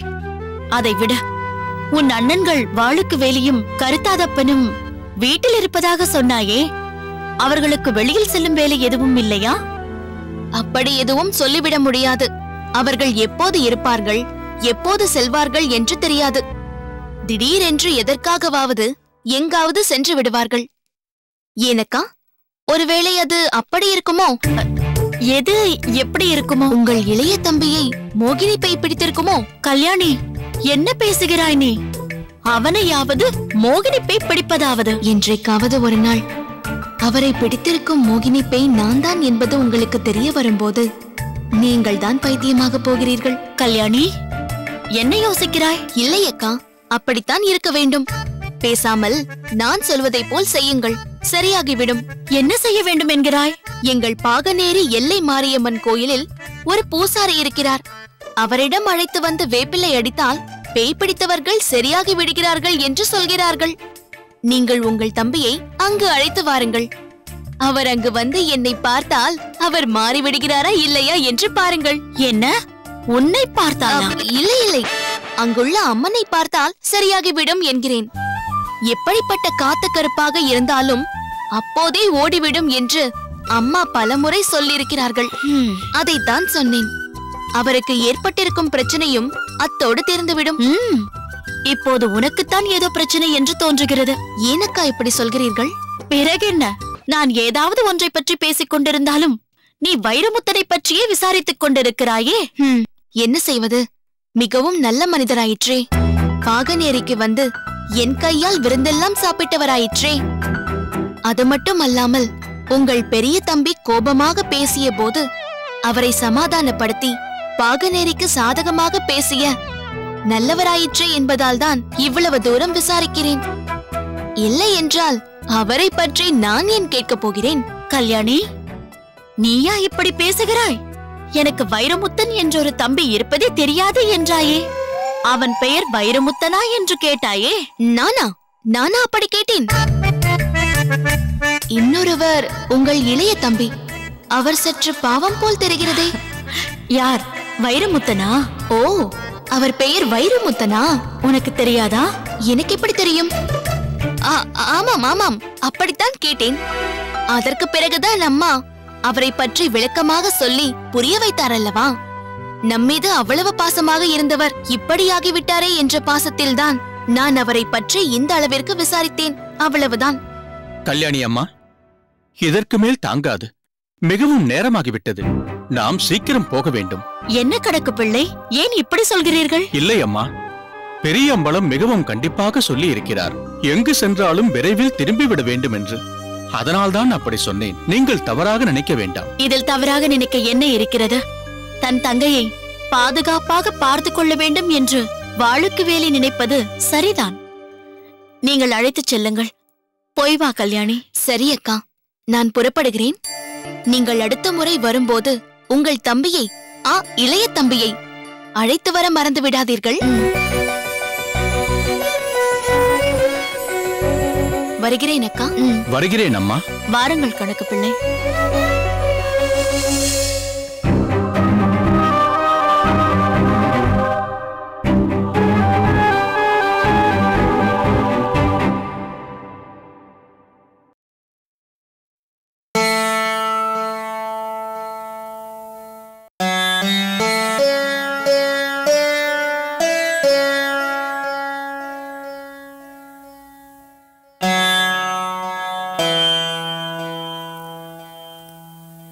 என்னம்மா சுந்தரி, வீணையும் கையுமாக அமர்ந்து விட்டாய்? இல்லை மாமா, வீணையில் உள்ள நரம்புகள் பலவீனப்பட்டு விட்டன. பெடியிலும் இறுக்கம் போய்விட்டது. நரம்புகளை என்னதான் இழுத்து கட்டினாலும் சுரஸ்தானங்கள் சரியாக பேசவில்லை.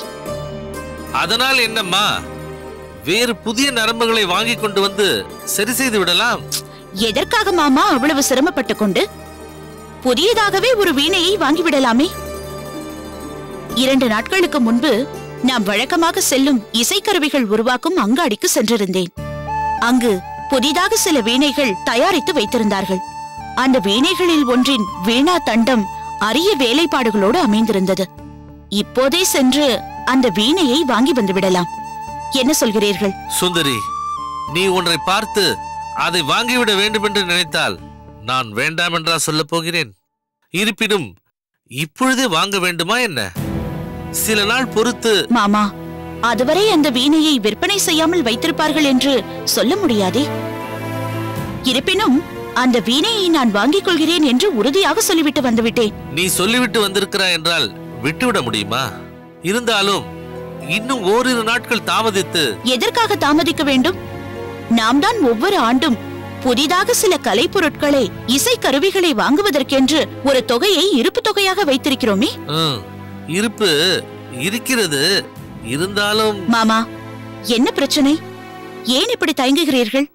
நாங்கள் எதை கேட்டாலும் உடனே அதை செய்யக்கூடியவர் தாங்கள். இந்த அளவிற்கு யோசிக்கிறீர்கள் என்றால் ஏதோ சங்கடமான நிலை என்று மட்டும் புரிகிறது. மாமா, எதுவானாலும் தயங்காமல் சொல்லுங்கள். இதையெல்லாம் நினைத்து நீ வருந்த கூடாதே என்றுதான் தயங்கினேன். நீ இவ்வளவு பிடிவாதமாக கேட்பதால் சொல்கிறேன். சில நாட்களாக உன்னுடைய நடன நிகழ்ச்சி ஏதும் நடக்கவில்லை அல்லவா? வெள்ளூர் கோயிலில் நடக்க வேண்டிய உன் நடன நிகழ்ச்சியை அந்த அக்னியு தடை செய்ய முயன்று அந்த பிரச்சனையில் பாகனேரி அம்பலக்காரர் வாளுக்கு வேலி தலையிட்டு அந்த நிகழ்ச்சி மீண்டும் நடக்க ஏற்பாடு செய்தார். அதனால் வெள்ளூர் தலைவர் மீண்டும் இங்கு வந்து கேட்டபொழுது, நின்ற நிகழ்ச்சி நின்றதாகவே இருக்கட்டும், நீங்கள் சென்று விடுங்கள் என்று நீ சொல்லிவிட்டாய் அல்லவா? அதனால் என்ன மாமா?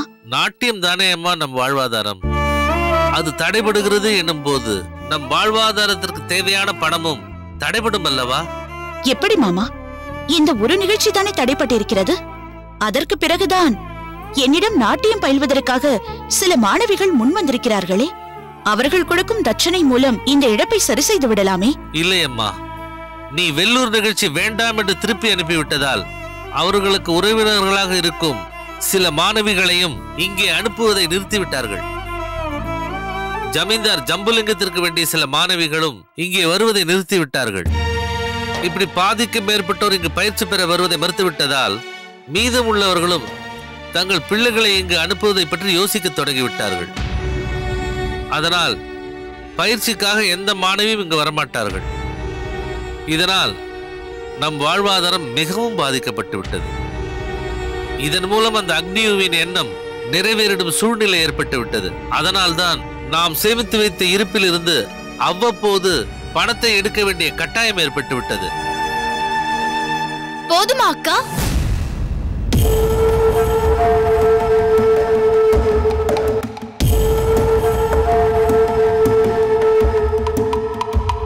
இப்போது உனக்கு சந்தோஷம் தானே?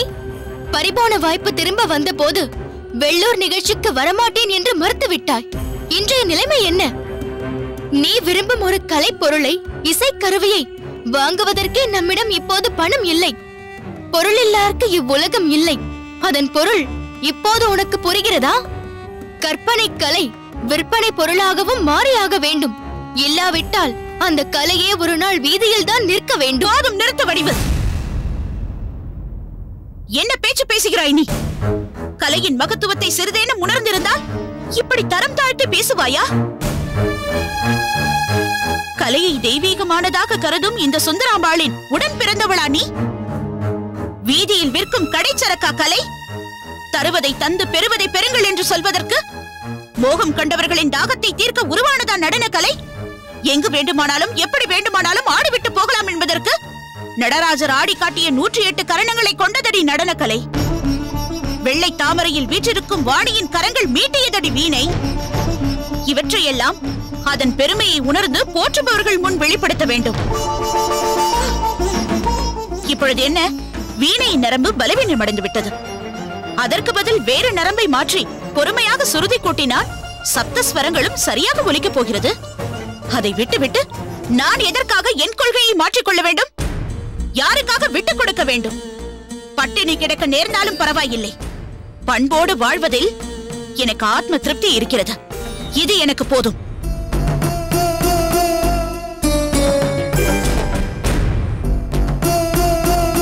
சுவாமி, மேனா மேயண்ணா செட்டியார் வந்திருக்கிறார். வாருங்கள்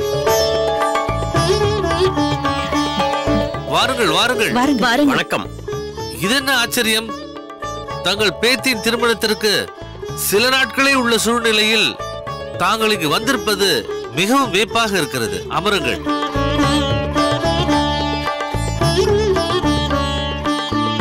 இந்த பெண் என் பேத்தி கனகப்பிரியா. மணப்பெண்ணா? இதற்கேன் இவ்வளவு ஆச்சரியம்? இவள் சுந்தரியின் பரம ரசிகை என்றும் சுந்தரியிடமே நடனம் கற்றுக்கொள்ள விரும்பியவள் என்றும் முன்பே நான் சொல்லியிருக்கிறேனே.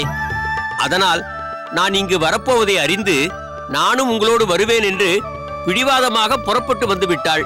அப்படியா கனகப்பிரியா? உனக்கு என் நடனத்தில் அவ்வளவு ஈடுபாடா? அதை நான் எப்படி? என்ன? ஏன் இந்த பதற்றம்? அது ஒன்றுமில்லை சுந்தரி. இதுவரை மேடையில் மட்டும் பார்த்த உன்னை இவ்வளவு நெருக்கத்தில் சந்தித்தவுடனே சற்று பதட்டமடைந்து விட்டாள். நானும் உன் போல் சாதாரண பெண்தான். இல்லை இல்லை, நீங்கள் சாதாரண பெண் அல்ல. தாங்கள் மேடையில் நடனமாடத் தொடங்கிவிட்டால் தன்னையே மறந்து அதில் மூழ்கக்கூடியவர். பரதநாட்டியத்தின் நுணுக்கங்கள் அனைத்தையும் ஒரு கணத்தில் கண்முன்னே கொண்டு வருபவர். தாங்கள் தங்களது கைகளில் மச்சம் போல் பாவனை செய்து காட்டினால் ஒரு மீன் வந்து துள்ளி விளையாடுவது போல் இருக்கும். கை விரல்களால் மலரை போல் விரித்து காட்டினால் மலரின் மனத்தையே நுகர்வது போல் இருக்கும். பூப்பந்து விளையாடுவது போல் ஆடத் தொடங்கினால் உங்கள் மனம் முந்தியதா, கண் முந்தியதா, கை முந்தியதா என்று உணராதபடி இருக்கும். நீங்கள் சிவதாண்டவத்தை ஆடத் தொடங்கினால் அந்த நடராஜரே உங்களுக்குள் புகுந்து நீங்களாக மாறிவிட்டாரோ என்று நினைக்க தோன்றும். போதும் போதும், இப்படி ஒரு தீவிர ரசிகை எனக்கு இருக்கிறாள் என்பதை அறியும் போது எனக்கு பெருமையாக இருக்கிறது. அதை ஏன் கேட்கிறாயம்மா? உன்னை பற்றி பேச துவங்கிவிட்டால் வேற எதையும் பேச மாட்டாள். தினம் ஒரு முறையாவது உன்னை பற்றி பேசாமல் இருக்க மாட்டாள்.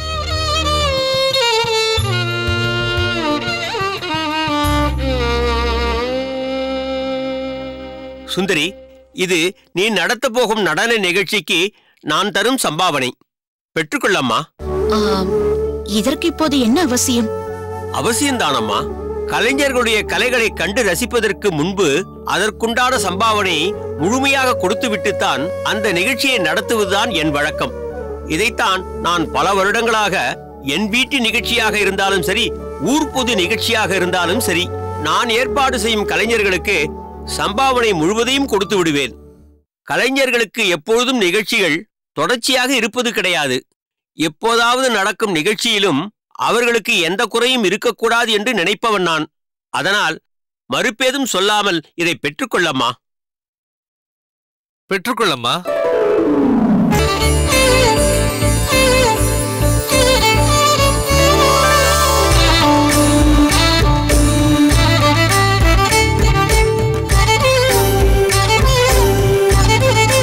கனகப்பிரியா, நீ எனது தீவிர ரசிகையாக மட்டுமல்ல, என்னிடம் நடனம் கற்க விரும்பிய சிஷ்யையாகவும் இருக்கும் உனக்கு உனது கல்யாண பரிசாக நான் ஒன்றை வழங்க வேண்டும். நீ என்னை குருவாக மதிப்பது உண்மை என்றால் மறுப்பு சொல்லாமல் அதை பெற்றுக்கொள்ள வேண்டும். என்று நான் உங்கள் நடனத்தை பார்த்தேனோ அன்றே தங்களை என் குருவாக ஏற்றுக்கொண்டேன். ஆதலால் தாங்கள் தரும் கல்யாண பரிசு என் மன வாழ்விற்கு கிடைத்த மிக பெரிய ஆசிர்வாதமாக நினைத்து ஏற்றுக்கொள்கிறேன். சரி, அப்படியானால் இதை பெற்றுக்கொள்.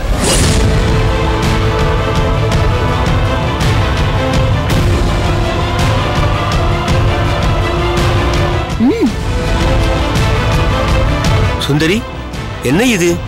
உனக்கு கொடுத்த சம்பாவனையை என் பேத்தியின் கல்யாண பரிசாக மொத்தத்தையும் திருப்பி கொடுக்கிறாய் அம்மா. இதுதான் நான் என் மானசீக ரசிகைக்கு தரும் அன்பு பரிசு. சரி, அப்படியே தருவதானாலும் ஏதாவது ஒரு சிறு பரிசாக தரலாமே. கனகப்பிரியா என் மீது வைத்திருக்கும் அன்பிற்கு இது சிறிதளவு கூட ஈடாகாது. இருப்பினும் இப்போதைக்கு என்னால் கொடுக்க முடிந்தது இதுதான். மறுக்காமல் இதை பெற்றுக்கொள். அக்கா, தாங்கள் என் திருமணத்திற்கு வந்து நாட்டியம் ஆடுவதே எனக்கு கிடைத்த மிகப்பெரிய பரிசு. அப்படி இருக்கும்போது இதெல்லாம் எதற்காக? நான் அங்கு வந்து நாட்டியம் ஆடுவது உனக்கு எப்படி திருப்தியோ அதே போல் இந்த பரிசை உனக்கு தருவதில் எனக்கு திருப்தி. நீ உண்மையிலேயே மானசீக குருவாக என்னை நினைத்தாயானால் இதை ஏற்றுக்கொள். பெற்றுக்கொள்ளம்மா. சுந்தரி, நீ ஆச்சரியமான பெண்ணம்மா. கலையில் மட்டுமல்ல, குணத்திலும் நீ உயர்ந்து நிற்கிறாய். நான் இந்த சம்பாவனையை உன்னிடம் தந்துவிட்டு சில அம்பலக்காரர்களை சந்தித்து என் பேத்தியின் திருமணத்திற்கு அழைத்துவிட்டு செல்ல வேண்டும் என்று புறப்பட்டேன். நேரமாகிவிட்டது. நான் வரட்டுமா? வாருங்கள். வருகிறேன் நாதமுனி. நல்லது ஐயா.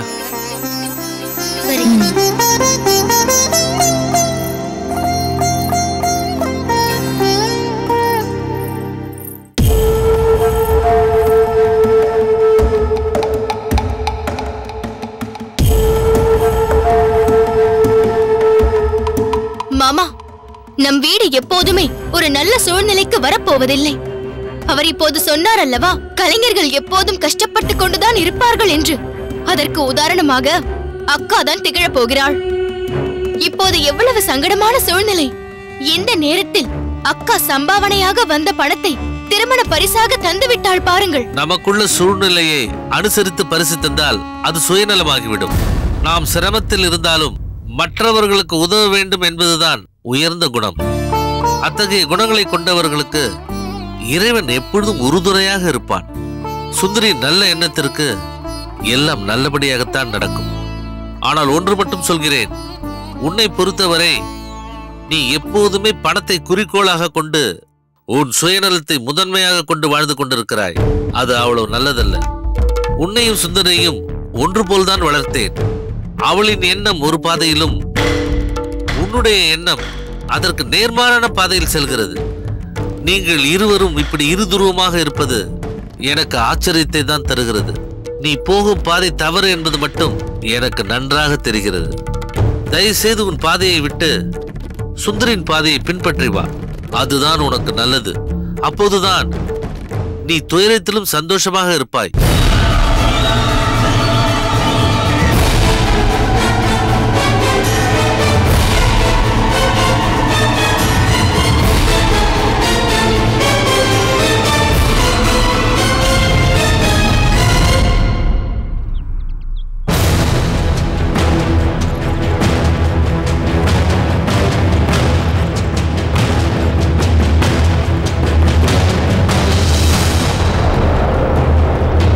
வாளுக்கு வேலி இவ்வளவு நாட்களாக இல்லாமல் இப்போது திடீரென்று அந்த கர்னல் அக்னியோ உன்னையும் பட்டமங்கலத்து அம்பலக்காரரான வல்லத்தரையனையும் நேரில் சந்தித்து பேச வேண்டும் என்று அவனது வலதுகரமாக விளங்கக்கூடிய லெப்டினல் மார்க்கையே உங்களிடம் தூது அனுப்பியிருக்கிறான் என்றால் அது அவ்வளவு சாதாரணமான விஷயம் அல்ல.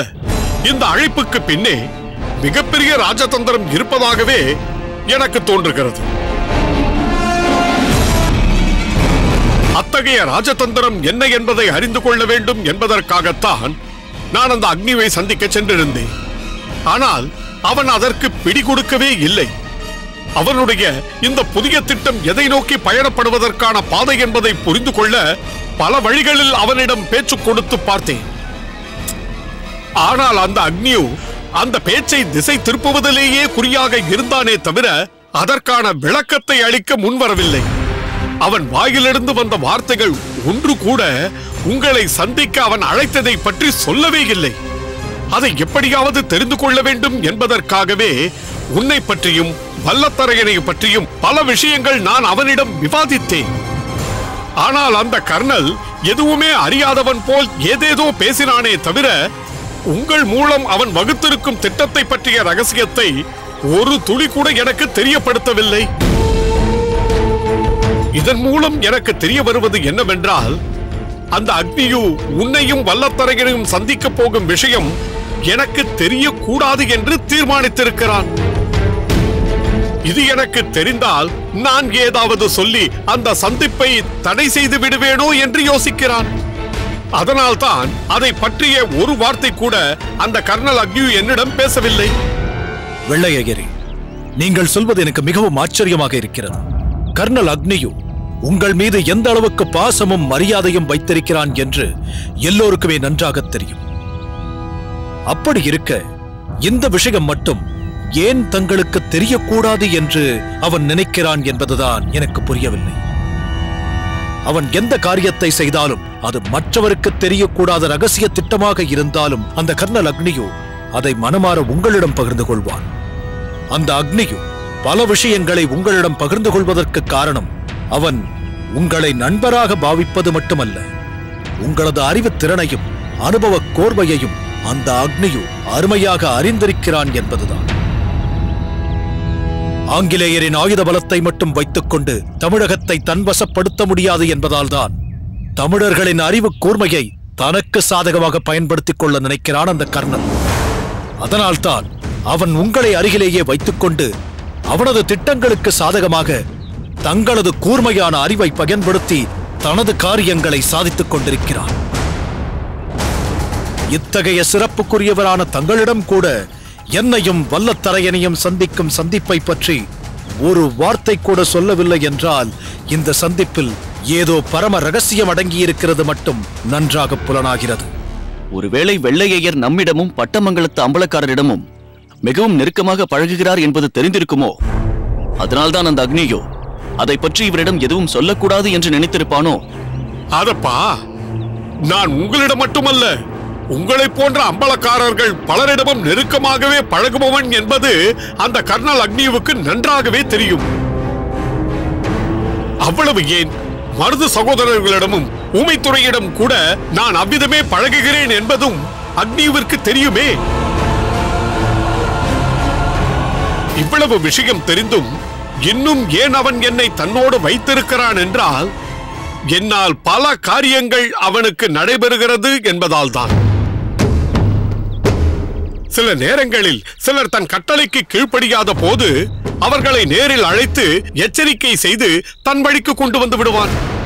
சில நேரங்களில் எதிரி நாட்டின் மீது படையெடுப்பு நடத்தி அந்த நாட்டையே தனக்கு அடிமையாக்கி விடுவான்.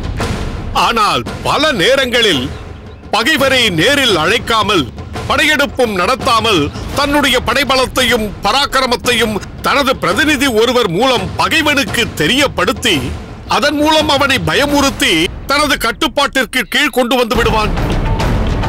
அப்படி ஒரு பிரதிநிதியாகத்தான் கர்னல் அக்னியு என்னை நினைத்துக் கொண்டிருக்கிறான். என் மூலமாக அவனது படைபலத்தையும் பராக்கிரமத்தையும் அவனது அடுத்த கட்ட நடவடிக்கைகளையும் அவ்வப்போது உங்களிடம் சொல்லி உங்களை அவனுக்கு பணிய வைக்கக்கூடிய பகடைக்காயாகத்தான் கர்னல் அக்னி என்னை பயன்படுத்திக் கொண்டிருக்கிறான். அதனால்தான் அவனது திட்டத்தை பற்றியும் செயல்பாடுகள் பற்றியும் இவ்வளவு நாட்களாக என்னிடம் சொல்லிக் கொண்டிருந்தான். அப்படிப்பட்டவன் உன்னையும் வல்லத்தரையனையும் சந்திப்பது பற்றிய விஷயத்தை மட்டும் என்னிடம் சொல்லாமல் இருக்கிறான் என்றால் இதில் அந்த அளவிற்கு ஏதோ ஒரு முக்கியமான ரகசியம் புதைந்திருக்கிறது என்றுதானே அர்த்தம்.